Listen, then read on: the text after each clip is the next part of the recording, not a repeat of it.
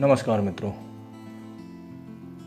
आज life plan astro में divisional chart दशमांश कुंडली की बात करेंगे, जिसे D10 चार्ट भी कहते हैं। दशमांश कुंडली जातक के व्यापार के बारे में बताता है। व्यक्ति व्यापार करेगा या नौकरी करेगा, दशमांश कुंडली व्यक्ति के क्षेत्र के बारे में बताने के लिए इसका प्रेडिक्शन किया जाता है। दशमांश कुंडली में व्यक्ति के बारे में काफ़ी हद तक ये पता चल जाता है कि व्यक्ति जीवन में सफल रहेगा या असफल रहेगा, व्यापारिक क्षेत्र में या अपने जॉब अगर कर रहा है तो उसमें। दशमांश कुंडली के 12 भाव से हम ये प्रेडिक्ट करते हैं कि व्यक्ति क्या करेगा। व्यक्ति के जीवन संबंधी पहलुओं की जानकारी ली जाती है।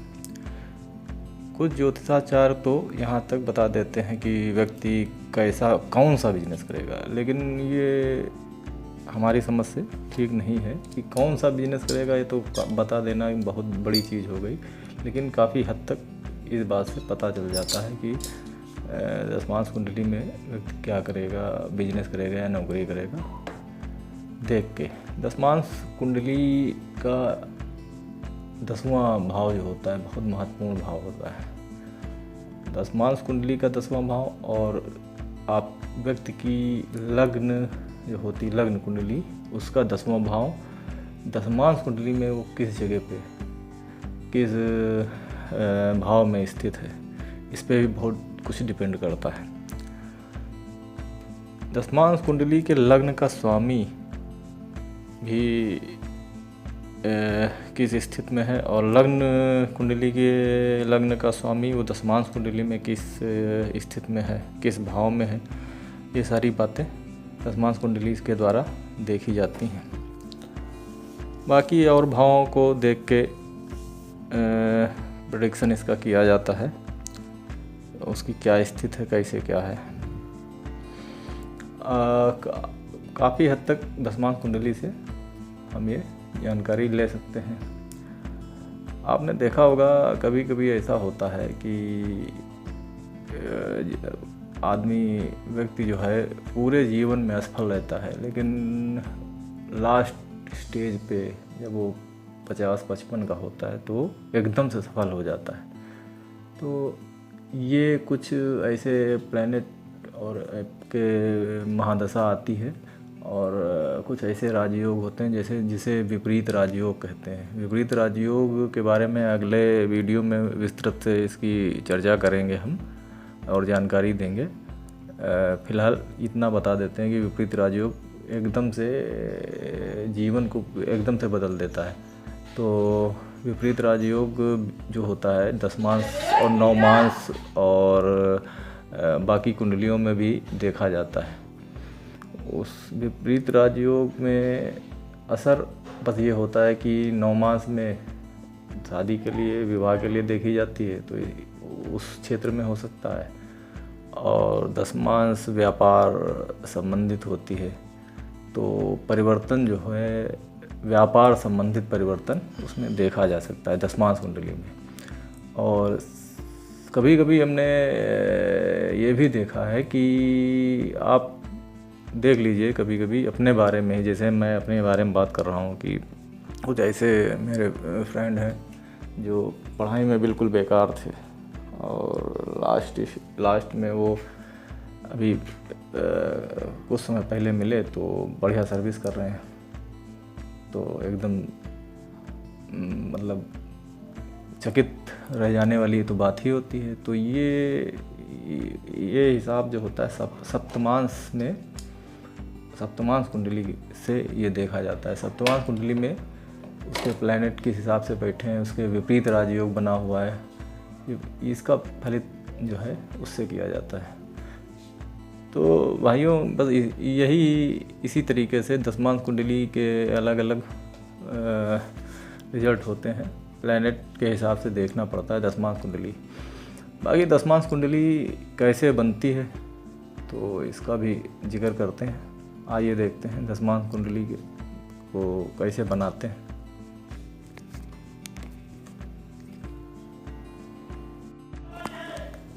दशमांश कुंडली D10 चार्ट को बनाने के लिए सबसे पहले 30 अंश को बराबर 10 भागों में बांटा जाता है। इसका वही तरीका होता है जिस प्रकार नौमांश के 9 भागों में बांटा जाता है, उसी प्रकार दशमांश में 10 भागों में बांटा जाता है। प्रत्येक राशि में 30 अंश होते हैं, उसी हिसाब से इसको 10 भागों में बांट दिया जाता है। 0 से 3 डिग्री का पहला दशमांश होता है, आप चाहें तो नोट कर सकते हैं। 0 से 3 डिग्री का पहला दशमांश होता है। 3 से 6 डिग्री तक दूसरा दशमांश होता है। 6 से 9 डिग्री तक तीसरा दशमांश होता है। 9 से 12 तक चौथा, 12 से 15 तक पाँचवा, 15 से 18 तक छठवां, 18 से 21 तक सातवां,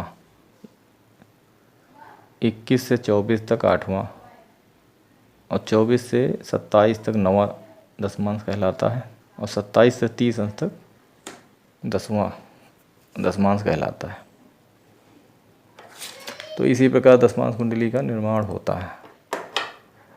दशमांश कुंडली का 10th लॉर्ड जो होता है, अगर ये उच्च का है, शुभ प्लैनेट की दृष्टि से इसके ऊपर पड़ रही है, मतलब शुभ प्लैनेट की दृष्टि, तो व्यक्ति का व्यवसाय या नौकरी बहुत ही अच्छी होती है, कोई भी प्रॉब्लम नहीं आती है। और फलदीपिका के अनुसार, फलदीपिका में लिखा हुआ है कि दशमांश कुंडली में गुरु व बुध की दृष्टि व युति संबंध बनने पर, ये फलदीपिका में लिखा हुआ है, बस ये दशमांश कुंडली में गुरु व बुध की दृष्टि बनने पर या युति संबंध होने पर अध्यापन के क्षेत्र में अच्छी सफलता मिलती है। मतलब अध्ययन के क्षेत्र में सफलता मिलती है और वो टीचर भी बन सकता है, या आजकल तो कोचिंग वगैरह भी चल रही हैं उसमें, मतलब ये फलदीपिका में लिखा है, उसकी बात मैं कर रहा हूँ, ठीक है। और उसके अलावा 10th लॉर्ड का बहुत बड़ा महत्वपूर्ण होता है। 10th लॉर्ड जो होता है 6, 8, 12 में ना बैठा हो, क्योंकि 6, 8, 12 त्रिक भाव माने गए हैं और ये व्यापार और नौकरी में काफ़ी प्रॉब्लम खड़ी करते हैं। लग्न कुंडली के 10वें भाव का स्वामी दशमांश कुंडली में जहाँ जिस भाव में होता है, उस भाव से इसमें ये भी होता है कि दूसरा भाव जो होता है लग्न कुंडली का, जो होता है 10वां जो होता है भाव, वो दशमांश कुंडली में जहाँ पर बैठा है उससे दूसरा भाव मारक माना जाता है। उस भाव से संबंधित जो भी कोई भी ऐसा काम हो, वो लिखा हुआ है ग्रंथों में, ज्योतिष ग्रंथों में, कि बिल्कुल ही उस चीज़ से अवॉइड करना चाहिए। और इस ज्योतिष ग्रंथ जो है पुराने हमारे, वो कभी गलत नहीं हो सकते हैं, बस ये समय के हिसाब से परिवर्तन हो जाता है। अब जैसे लग्न कुंडली में द्वादश भाव को व्यय का भाव विदेश के भाव से देखा जाता है, लेकिन पुराने समय में ये बहुत बुरा भाव माना जाता था, क्योंकि उस समय अगर किसी का पति अगर विदेश चला गया तो हमको लगता है पत्नियां रो रो के भोर कर देती थी। तो लेकिन अब इसका उल्टा है, अगर किसी का पासपोर्ट बन जाए, बाहर विदेश नौकरी करने चला जाए, तो हमको लगता है कि पत्नियां जो है हमारे खुशी के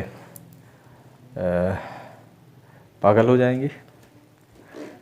तो ये समय के हिसाब से परिवर्तन आता है। प्लैनेट का असर जो होता है वो वही रहता है, बस समय के हिसाब से परिवर्तन ये आता है कि तब उस समय क्या चीज़ ज़रूरी थी, इस समय क्या चीज़ ज़रूरी है। जैसे कि आप केंद्र जो होता है, 5वां स्थान जो होता है, 9वां स्थान जो होता है, पहले बहुत ही शुभ माने जाते थे, अब भी शुभ हैं, लेकिन अब जो दूसरा भाव है और 11वां भाव है, मेन ये हो गया, क्योंकि ये दोनों एक आय का भाव है, एक धन का बचत का भाव है।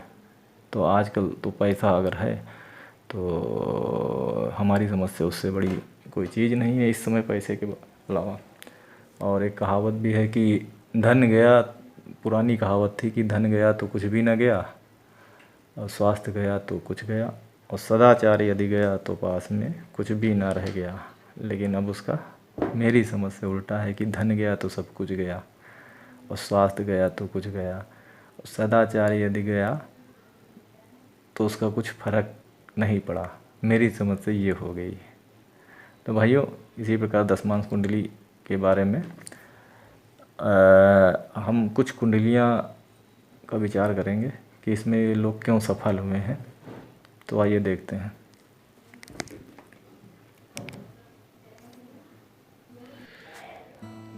दशमांश कुंडली से कुछ सफल व्यक्ति के बारे में बताने से पहले थोड़ा मैं क्लियर कर देना चाहता हूँ। एक अभी मैंने मारक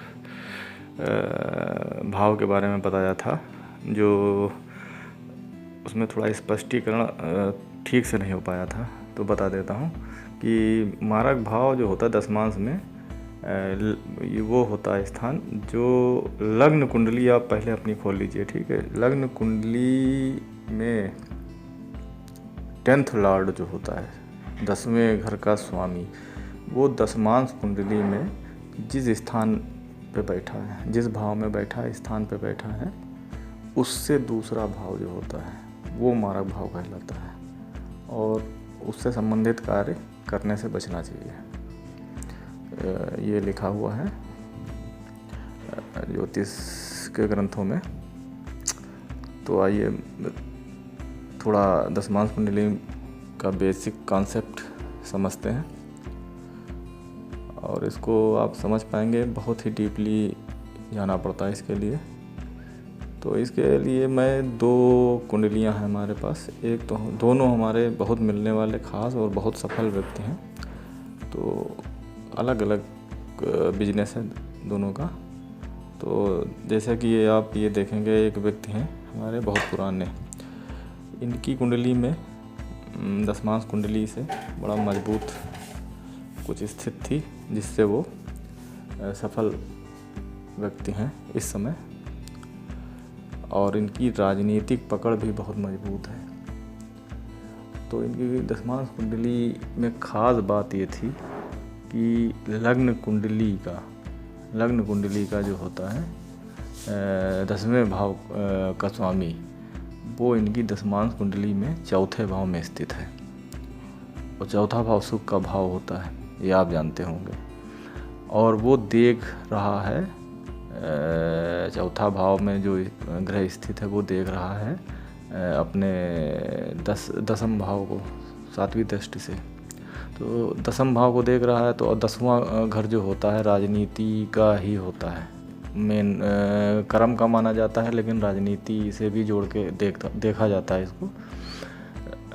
तो इसलिए वो ये राजनीति से भी प्रेरित रहते हैं, हो सकता है आगे चल के राजनीति में भी जाएं, और सफल व्यवसायी हैं ये।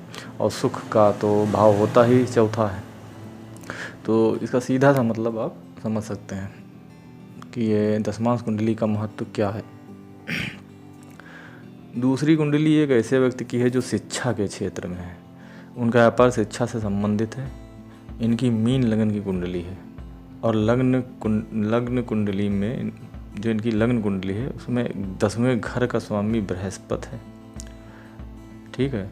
और जो दशमांश कुंडली में 5वें स्थान पर बैठा है। अब 5वां स्थान संतान का तो माना जाता है, साथ में शिक्षा का भी भाव माना जाता है। अब वो 5वें में बैठ के 9वें भाव को भी देख रहा है। तो ये तो आप जानते होंगे कि पहला और 5वां और 9वां भाव, ये तो बहुत अच्छे भाव माने जाते हैं, कुंडली में बहुत अच्छे भाव माने जाते हैं। ये इसको धर्म भाव भी कहते हैं, और देख रहा है उसको, तो इनका मामला बिल्कुल फिट चल रहा है। और शिक्षा के क्षेत्र में काफ़ी ना चाह के भी इनको मैंने देखा है कि इनकी लाइन बिल्कुल दूसरी चल रही थी, और इनकी धीरे धीरे बदलता अब ये शिक्षा के क्षेत्र में चले गए और काफ़ी आगे निकल गए हैं। व्यापार है इनका, और उसमें एक हिसाब से देखा जाए तो ये एक शिक्षा दे भी रहे हैं लोगों को, बच्चों को या मतलब व्यक्तियों को जो भी है शिक्षा से संबंधित, ये अपना दे रहे हैं और साथ में व्यवसाय भी कर रहे हैं। तो ये होता है दशमांश कुंडली का प्रभाव। दशमांश कुंडली का प्रभाव तो है ही है मेन। तो आप जान सकते हैं कि दशमांश कुंडली का साथ ये लग्न कुंडली के साथ में नवमांश दशमांश इसका क्या महत्व है। तो भाइयों, आपने देखा होगा कि दशमांश कुंडली के बारे में आज जो भी बताया है, अभी इसके अलावा भी आगे बताते रहेंगे। इससे संबंधित बातें और जो निकल के आएंगी वो आपके सामने रखते रहेंगे। अभी तो ये संक्षेप में हल्का सा बताया गया है। और हमारे चैनल से जुड़ने के लिए अगर आप जुड़ना चाहते हैं तो नीचे सब्सक्राइब बटन है, उसको दबाएं और हम हमारे चैनल से जुड़ें। तो भाइयों नमस्कार, आज के लिए इतना ही, धन्यवाद।